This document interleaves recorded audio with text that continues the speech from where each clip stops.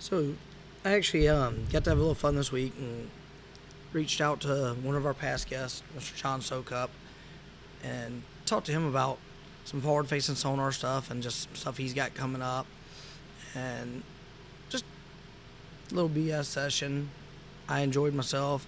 I like to have some. I need to start getting some more of the guys on that first came on with us. I think it's been like almost a year since he's been on, a little over a year.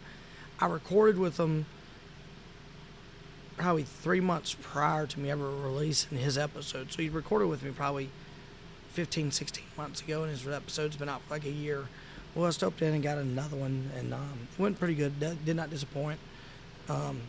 As always, great dude. A great time. Here's the podcast, guys. Hey, everybody. Julius Craig with Delta Lodge Outdoors. Today on my podcast, I have John Soukup. He was on about a year ago, 2 years ago now, and we talked bass fishing and everything. He was on that was, I believe, the start of his first year on the Elites, and he fishes the Bass Elites in the National Professional Fishing League. He's fished it. So, how you doing, John? I'm doing great. It's been a long time. Glad I reached out to you the other day and asked you if you wanted to come on, and I appreciate you immediately answering back and telling me, yeah, and we've worked out a time frame, and I want to tell you right off, I'm appreciative of it. I know you're busy, and especially this time of the year, because you still have tournaments going on, correct? Yeah. We just got back from the Northern Swing, which takes about 2 months of your time. Full August is just loaded. And so you got all your smallmouth gear and things of that nature geared up, and then we turn around. I fished a little BFL locally, which is my first time in that one in how many years. I fished local this last weekend, maybe 4 or 5. I can't even remember the last time. So 4 or 5 years, and then now I'll go. I'm packing right now, actually, and getting all the northern stuff out and going to Florida Friday for the 5th NPFL. So we still got 2 more national events left before the year's over. Okay, and that's 2 totally different leagues when you get into it of how they run. This is the NPFL's second year, and I know they had a bumpy first year, but their second year seems like it's went off pretty well without any hitches from what I've seen a little bit. It's actually their 4th year. Wow, we're already in the 4th year? Yeah. I fished the first 2 years, and then my first year on the Elites, which was last year, I just fished only really the Elites and some Opens. And this year I fished both the Elites and the Opens. Hey, I told you before we started recording that my time frame's way off on stuff, because when I moved to Oklahoma, I shut everything down for well over a year on my podcast, on my YouTube channel, everything. And like when I texted you the other day and said who it was, you were like, yeah, the number's different. Like, it was going to be the 4 or 5 number. And because I moved. Yeah, I actually, when I first moved up here, it was our first day was July 31st of 2022 was our first official day in Oklahoma. And and I think you and I recorded March or April or something like that of 2022. It wasn't too long after we recorded that, or something like that. And I'd have to go back and look at it, but it wasn't too long after we recorded, within a few months, that I'd moved to Oklahoma. And we moved just out of Edmond originally and had a rent house while we sold our house down south and looked around for a place. And we ended up buying out towards Henrietta. Okay. I bought a place there where I could have my horses and I could hunt and everything. So we bought 80 acres with a decent sized house and shop on it. And I've got 60 acres of field, about 20 acres of woods, and like most of the places around me are either field or big woods. So the deer hunting's pretty good at it. Got a couple ponds on the place, so my kids have enjoyed it. We've caught a few 3 and 4 pound bass out of the farm pond, so it's been a fun little move. You got a couple big fish lakes by your area that I didn't talk to you about too. All right, we'll talk about them away from everything then. So what I reached out to you about, and what I want to dive into is you've had a lot of time with the FFS, Forward Facing Sonar, and you've seen both sides of it, and I know it's a big target of a subject right now. So I'd like an insider scoop of it, because I know with bass and National Professional Fishing League, there's 2 different sets of rules for it next year. So if you want to dive into that, that's where we're wanting to go. Yeah, I mean, there's two viewpoints to this. And like you said, I've been on both sides of the fence. I sold electronics. I was one of the first ones to ever have a Scoop on foot. We sold them for 5 years, and then, I've been away from that for a couple of years now. And I'm also, I still feel like I come from the older stocker fisherman. I'm not the oldest. I'm 42, but I broke my teeth, fishing old school for sure. So I'm just kind of on the border of both sides. I really enjoy getting really shallow and frogging and flipping and fishing without electronics, and then I'm really good with my last couple of tournaments using both, with and without it. So definitely been able to be on the inside and the tournament side, on the business side, and everything, to see how it has affected the economics of fishing, and even the fishermen themselves, and how they're what's going on the trail with the fishing. So there's definitely a political side to everything in fishing that I wasn't really I just didn't expect going into the professional fishing world 5 or 6 years ago. Even it's funny because I hear the phrase FFS. It was not FFS when it first started.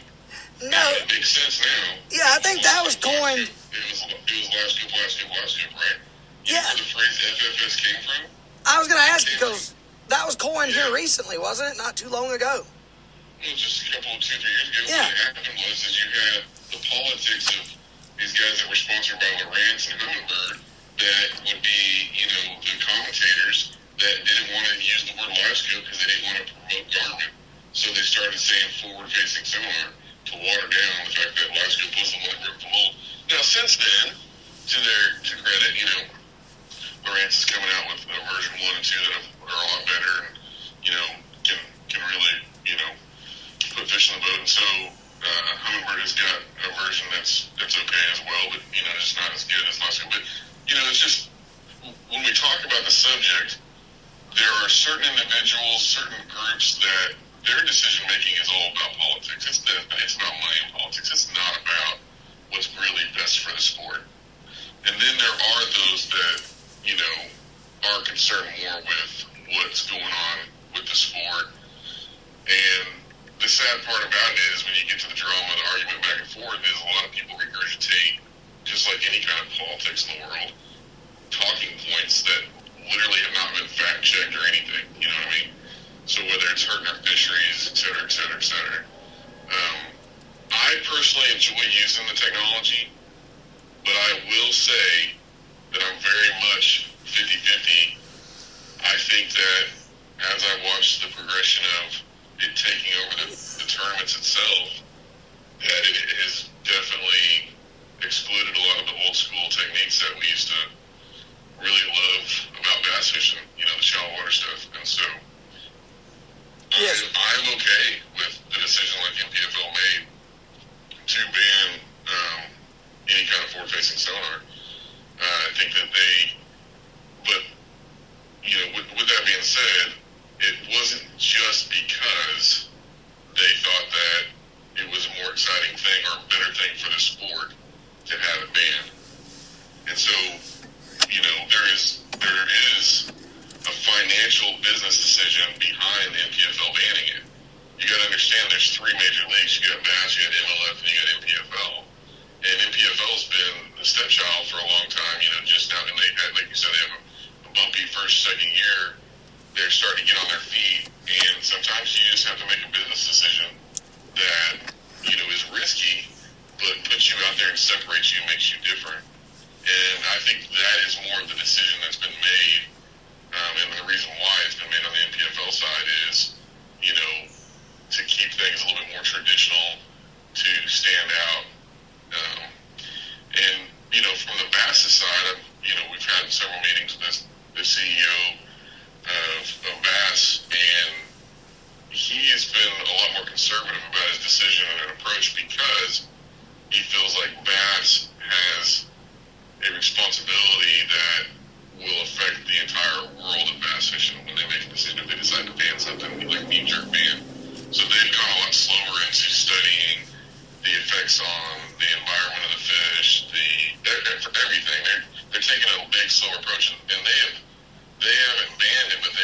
restricted it to one deucer on the trolling motor.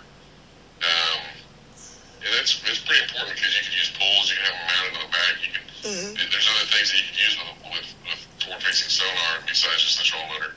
And then they've also they restricted the screen, the amount of screen. I can't remember if it's. I want to say it's around 15 inches, I think.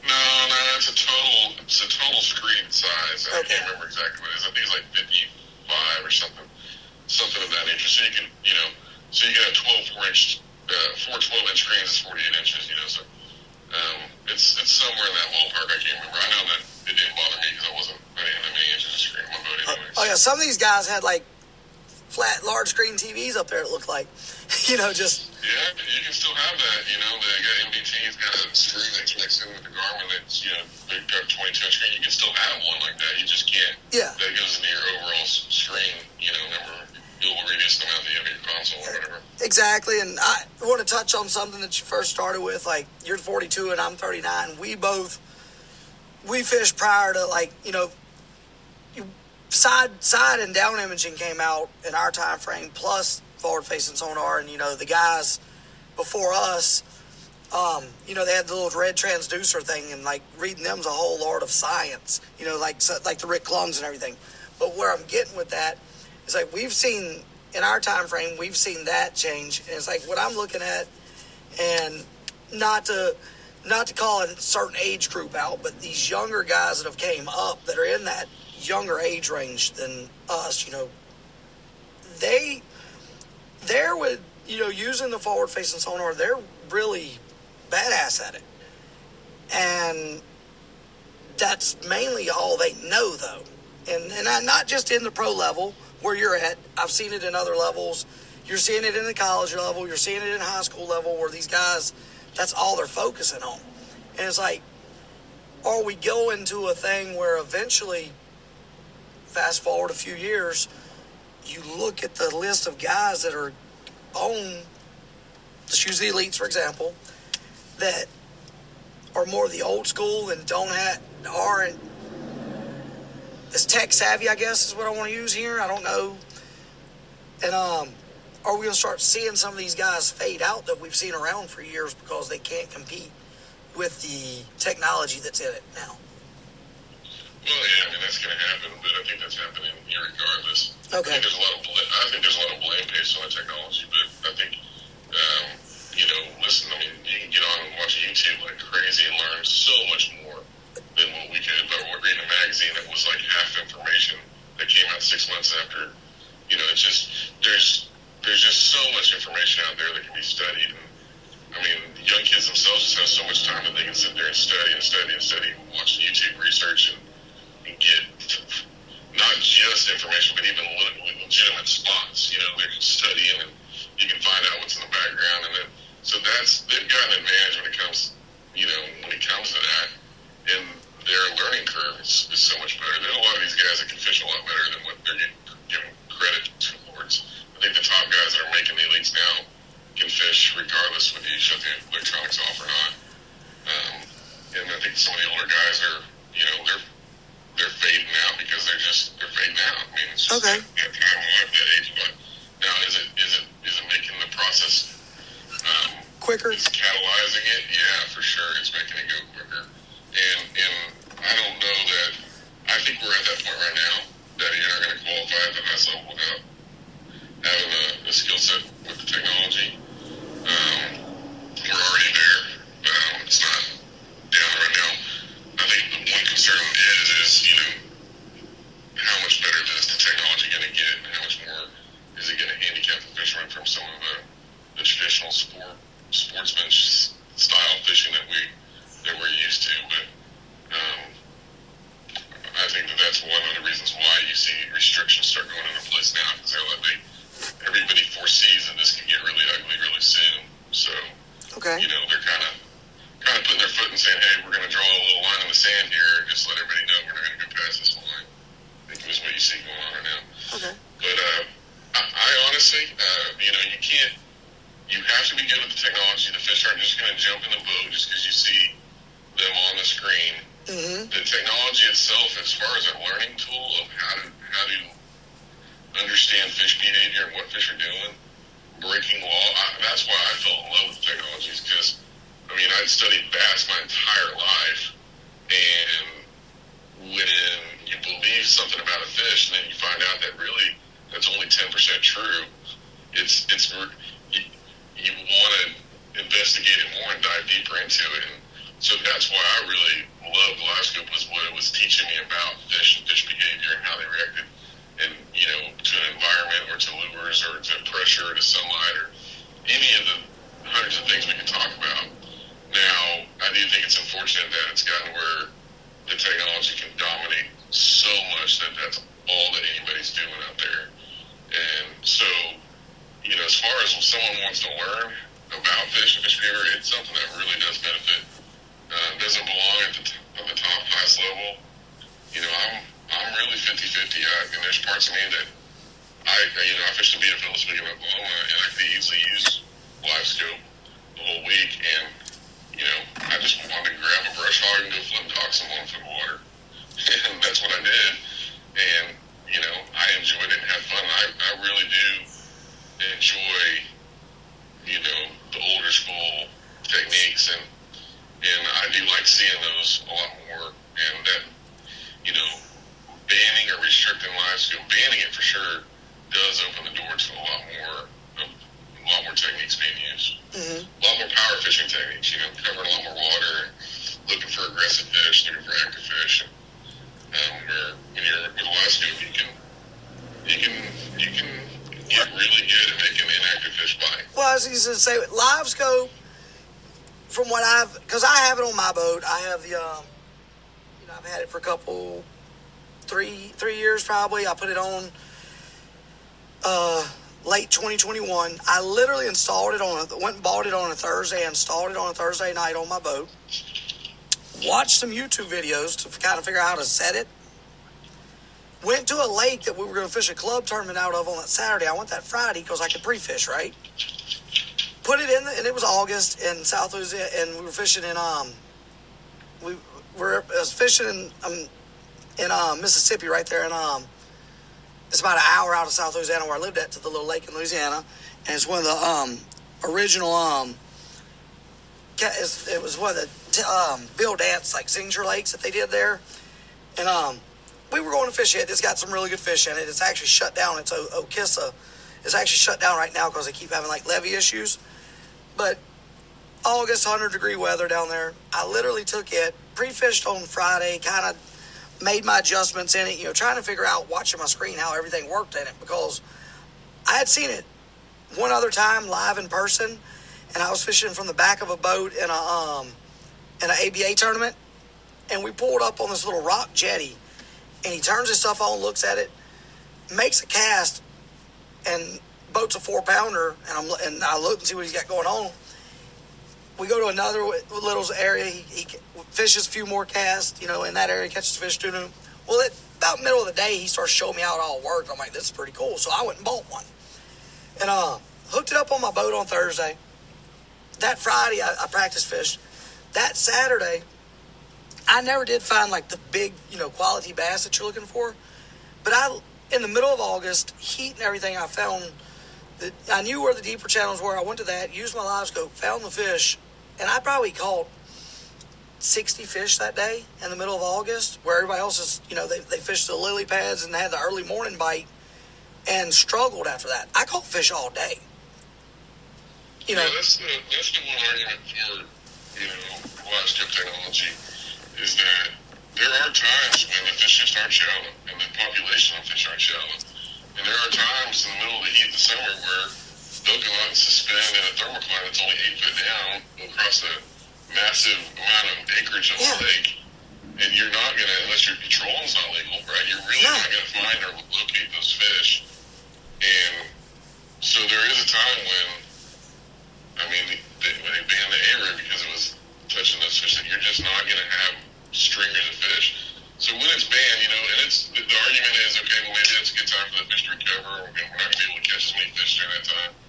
But you're definitely going to see some lower weights at these events. And plus, you're going to see things that are going to go on where, the locals are still using the technology. So the fish have been beat up and they've been caught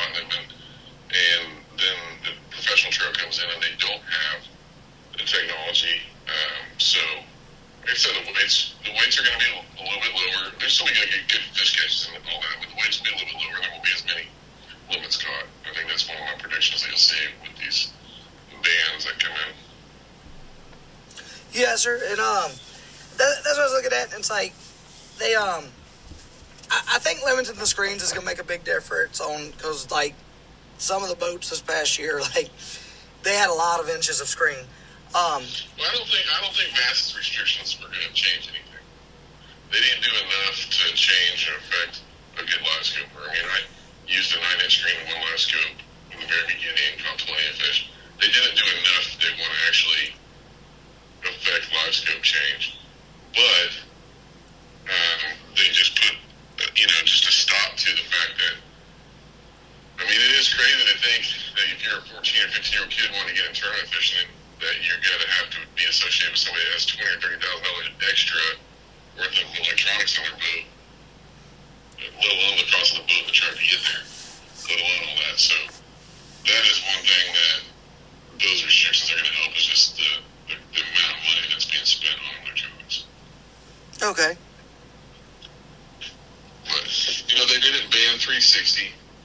Brandon Polnick dominated with 360 for a long time. He's one of the best at it. Yeah. He can rate fish. I mean, it's not actually as live, but you can see the fish. You can see their movement.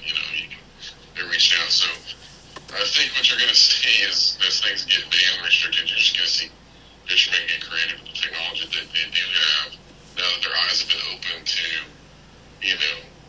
what you can do with the technology, they're going to figure out how to catch fish with older technology doing the same thing. Well, I was going to say down and side imaging was big when it came out. Kevin Van Dam was really good at that. Using his crankbaits, but using the technology that he had to figure out where to, he's a crankbait fanatic, but he used the technology he had to be able to make those crankbaits what they were. Is, my opinion, and I could be way off base with it, but it's like he knew how to work the technology he had to do what he did. Oh, yeah. And it's like, as Dave and Prince did with the flasher back in the day too. They've all used technology. Yeah, sir. For sure. And that's my opinion. Like it's, technology is going to constantly change and it's going to get better each year. And it's like, and you're going to have, we just made leaps and bounds in a short period of time is what I feel like, with the amount of tech. You went from years of having like okay stuff to like, you're looking at several generations of this forward-facing sonar now, and it's gotten better each year. But it went from not having that to having pretty good. We're in 2024. It came out in 2018. Yeah. And it was just as hot as it is now. It's just that, I mean, for the first 2 years, we're doing videos, trying to teach people that you could use it. People didn't think you could catch a bass, or they didn't believe, because they didn't believe that bass's nature was to get suspended as much as they are now. Right. And now that's, everybody knows it now, and just, and a lot of the older guys, they were too stubborn to even try to practice it and use it. And that's why they got left in the dust. It's not because younger kids are smarter or better. It's because the younger kids, they were more open to technology, and so they went out and practiced with it for 2 and 3 and 4 years, where a lot of the older guys were just still stubborn, and now all of a sudden they're getting beat so bad that they've jumped in and tried to use it, but it's easier for them, if you can't beat it, ban it kind of situation. That's a lot what's going on. Right. Some certain individuals, and I'm not saying that their mindset, there's not some guys with I'm not saying that banning it's not the right thing. Like I said, I can see the benefits of banning it, but I also see where there's certain individuals out there that are just throwing a fit because they're getting beat with it, and there's some individuals that are getting paid to throw a fit about it, so they're going to keep throwing a fit about it. They make their 6-figure numbers, and they don't really have a true belief. They just get money, and so it's just all that's kind of out there to be seen if people pay attention. I understand that entirely. Like you said, I know you're packing to go to Florida. Where that'll be? You're leaving tomorrow, I think is what you told me, to head down there. Yeah, we're leaving out Friday. Okay. We're fishing DeLand, Florida, which is on St. Johns River. Was at St. Johns River out of Palatka. The St. Johns River, for those that don't know, runs south to north, which is always odd when you run into rivers that run backwards from typical north to south flow. But it kind of comes out and around the East Orlando area and kind of winds up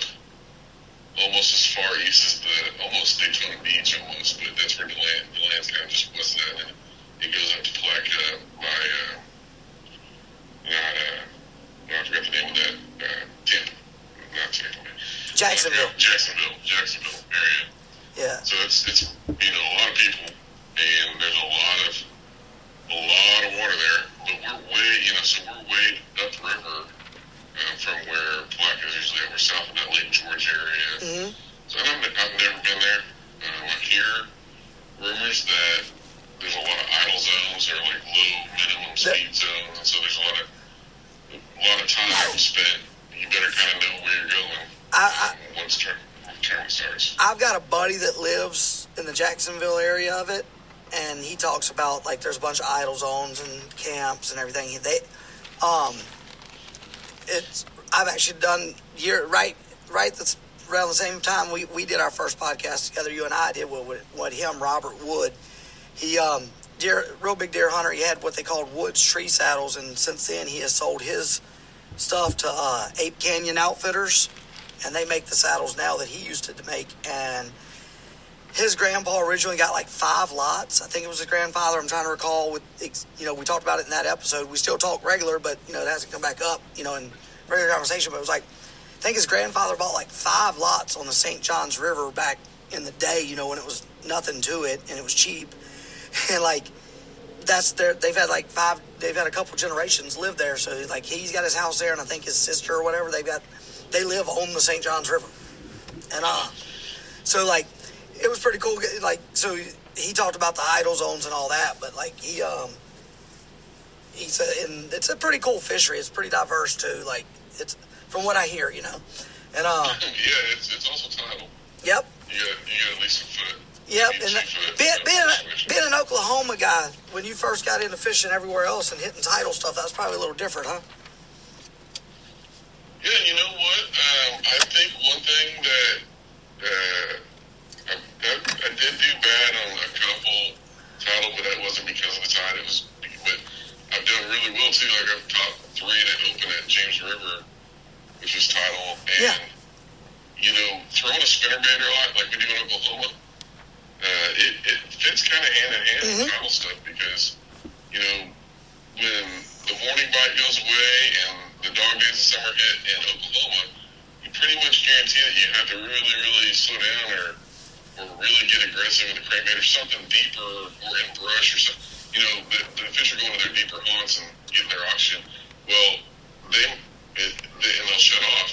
Well, in tidal water, it may be like that, but then next thing you know, within an hour, the water's going to start moving, and the fish, they behave really well when that water. So you're figuring out the right tide. It's a big deal, and it can be really fun. So it keeps you kind of, mentally tuned in. Like, I don't get a bite in a couple hours, but it's about to change. Yeah. The water's about to start moving. It's one of them, you're looking at your clock because not to know what time you need to be back in, because you're like, okay, the tide's supposed to start coming back in or going back out at this time. Like, you watch those times for that because as soon as it starts moving again, in or out, they're going to turn back on. And that's what's cool about it, to me, growing up in South Louisiana fishing. I've never got good at running tide yet. I haven't really, timed out a good run where you run every 15 minutes and hit the tide the right way. Yep. But I definitely have seen the benefits of the tide moving. But, I've caught them on high tide, I've caught them on low tide. So, Exactly. It's like I grew up fishing close to my house down in South Louisiana, so tidal and just rivers and everything. The first time I went and fished, and you'll laugh at me, the first big lake I ever fished was Sam Rayburn. And like, I get over there to fish it, and we were going out of Humphrey Landing. I practiced fishing and everything. Well, the weather was supposed to be coming in from like a due north wind into Humphrey, and it was supposed to be like 10 miles an hour or whatever. The guy camped beside me, like we were fishing, and I was grown, like when I went over there. And the guy camped beside me. He's like, we had practiced fishing in the same area, and we ended up camping by each other at the state park there, and we're talking. I said, hey, it says like 10 mile an hour winds tomorrow. How's that going to be? And he looks at me with this like silly smile. He says, first time? And I'm like, what's that supposed to mean? He said 10 mile an hour, 10 to 15 here out of the north. We're going to have like 3-foot swells at the mouth of the launch, like coming out of the launch here. And I'm like, you're joking, right? And we went out that morning. I'm like, holy crap. I was like, I'll stick to my rivers and like channels for a little while before I do this again. And Okay. Yeah, coming from up north, I got screws all loose in my boat. I got to get tightened up. oh yeah, it'll beat everything to death. And so that we kind of hit what I want to talk about. Like, I know, like I ride the fence on the Forward Facing Sonar too, because it is what it is. Like anything in life, you know, if you're gonna, and this is any work, and see how I'm trying to word this without sounding, I guess, like a complete jackass. If you're gonna get better at what you do, you have to work with what's there to get better with, I guess. So if Forward Facing Sonar, the technology's there for it, and it helps you at your job to get better, then why would you not use it to be better? And especially when it comes to, and by being better at your job, that's what provides for you and your family. You know, that's a provision of money for you like any other job. So, you know, I don't know. One reason, I'll give you a good counter to that, is that a lot of these guys, they're not making a bunch of money as a professional player. No, I know that. Most guys lose money. And it's not winnings that pay the bills, it's their sponsorships. And when their sponsorships sell tackle of various different kinds, and the tackle sales are down because everybody's just want to buy a minnow or a jig head, that is one reason why they fight to eliminate the live scope, is because they want to sell spinner baits, they want to sell hard baits, they want to sell various different baits. And so, and then in return, they've got that company X or whatever company that is has a bigger marketing advertising budget and can spend more money on sponsorships to anglers. So that is an economic factor that is occurring right now all over the fishing. Now, with that being said, is it amplified because we have a ridiculously bad economy going on? Yeah, 100%. I mean, interest rates going up, people can't afford boats, they're not fishing as much when they do. They are spending this money on, you know, minnows and jig heads and stuff like that nature. So that's really affecting a lot of professional fishermen's, you know, bottom line. Take home. Yep. Yeah. And that's what I'm glad you said that, because like and I know the winnings are extra. You got your sponsorships and all that, and it's like, you know, I'm glad you put it that way about the big tackle companies have the money and that's the ones doing it, because like I never thought of it. I never thought of that. You know, I knew there was something more. I hate to use the word political, but I knew there was something more political to it. You know, like, you know, because, and that makes sense now. Then, like you said, like sales are down and all that. Like, it's insane what how much stuff has changed price wise. Like, you know, the inflation is rampant. Without getting far fetched into that, but I was trying. Like, I think we answered everything I wanted to answer, and I know you have, you know, stuff to do in time, so I'm gonna start winding this down. Going and I know you have your John Soukup fishing on like Facebook and everything. What all do you have, or people could look you up if you want to go in and drop all that for us? Yeah, Instagram and Facebook, John Soukup Fishing Pro. That's because I've been hacked like everybody else and had to start a new account. So it says John Soukup Fishing Pro. I do have YouTube, but I haven't put anything new out for about a year. It's the hookup with Soukup on YouTube. So, and then you can find me on Save More Outdoors. It's a new company that we have where we buy liquidated overstock items. We got a bunch of fishing tackle on sale right now. You can go to SaveMoreOutdoors.com or on all the social media for Save More Outdoors, and you'll see me there as well. All right. Well, everybody, that's the episode with John. I appreciate your time, John, and look forward to keeping up with you this week and seeing how you do. All right, that was the end of the podcast. It was a fun time. Check John out. He's got some really cool stuff. Thank y'all. Delta Lodge Outdoors. Julius Craig.